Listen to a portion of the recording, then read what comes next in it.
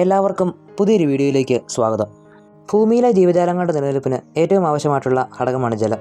ജലം ഭൂമിയിലെത്തുന്നത് പ്രധാനമായും മഴ പെയ്യുന്നത് കൊണ്ടാണെന്ന് എല്ലാവർക്കും അറിയാമല്ലോ. അപ്പോൾ എങ്ങനെയാണ് മഴയുണ്ടാകുന്നത്? അതാണ് ഈ വീഡിയോയിലൂടെ നമ്മൾ നോക്കാനായിട്ട് പോകുന്നത്. നമുക്ക് നേരെ വീഡിയോയിലേക്ക് പോകാം.